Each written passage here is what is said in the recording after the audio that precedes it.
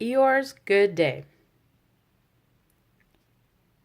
The sun was only just reaching its highest point in the sky over the 100-acre wood. But already it had been a friend-filled day for Winnie the Pooh and Piglet. Early that morning, they had agreed it was a good day to visit all their friends.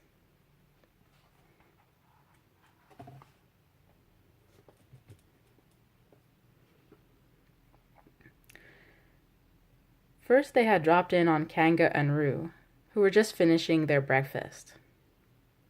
"What a pleasant surprise," Kanga had said. She had welcomed them inside and set 2 more places at the table.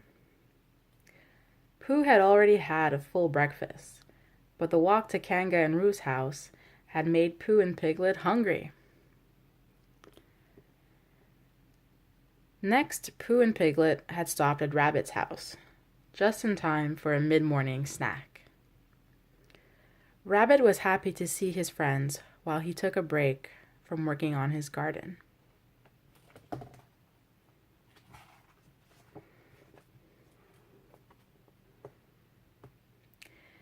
And later that morning, they had dropped in to say hello at Owl's.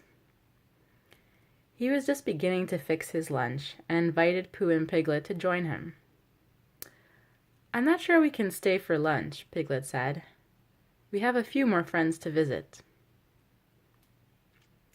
Pooh scratched his chin and rubbed his tummy, deep in thought. "Though I suppose that means we'd better keep up our strength," he said at last, plopping down into one of Owl's chairs. Now, as Pooh and Piglet made their way toward Eeyores' house, Pooh felt pleasantly full, while Piglet felt overstuffed. He hoped that Eeyore had no food to offer. "Good afternoon, Eeyore," Piglet called out as he and Pooh spotted their friends sitting in the sun. "Oh, hello," Eeyore replied glumly. "What brings you out to my gloomy part of the wood?" Pooh looked up at the blue sky and bright sun. "It doesn't seem very gloomy to me," he said.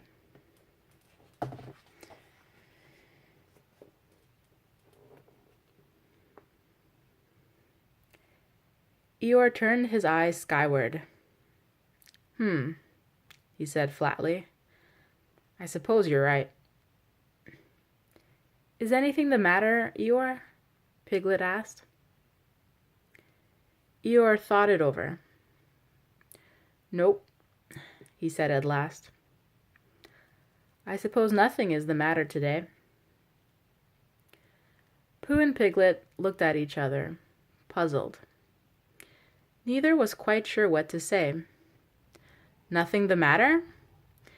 Usually Eeyore had at least one trouble to report.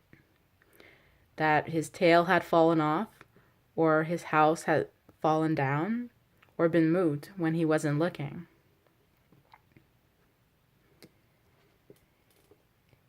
Eeyore lay down and sighed a heavy sigh. "I guess this is what some folks would call a good day. I call it downright uncomfortable."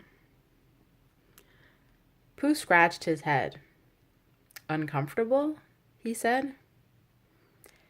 Eeyore nodded. "I'm not complaining," he said.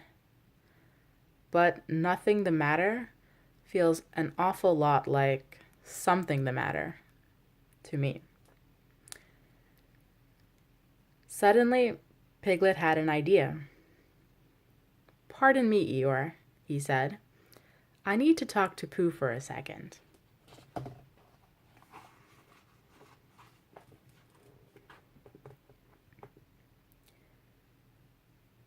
Piglet pulled Pooh aside and whispered in his ear so that Eeyore could not hear. "Pooh Bear, I was wondering," Piglet began. "Do you think Eeyore would feel better if something were the matter?" "I think that very well may be," Pooh whispered back. I was thinking if you and I were to make something the matter, just temporarily, of course, perhaps Eeyore would feel more like himself, Piglet suggested. Pooh and Piglet decided they would ask Eeyore to come with them to visit Christopher Robin. They figured that would take his mind off his problems, or rather, his lack of problems. But on the way back to Eeyore, Piglet stooped to examine a tiny ladybug on a flower. Pooh, who was walking right behind him, didn't see Piglet stop.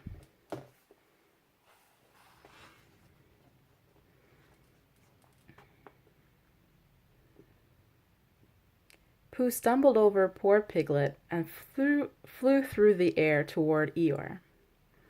At the very last moment, Eeyore stepped out of the way, and Pooh tumbled full speed into Eeyores' house. Eeyores' house came crashing down to the ground. Don't worry, Eeyore, Piglet reassured him. We'll rebuild it for you. Won't we, Pooh? Yes, yes, Pooh replied. And he and Piglet went right to work, putting the house back together as Eeyore looked on. As Eeyore watched his friends rebuild his house, the smallest smile worked its way across his face. Was it because now there was something the matter? And that felt more natural to the gray donkey?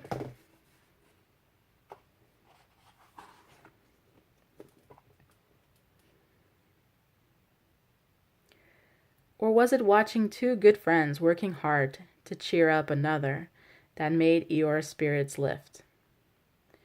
Whatever the reason, all three friends agreed it had turned out to be a very good day indeed.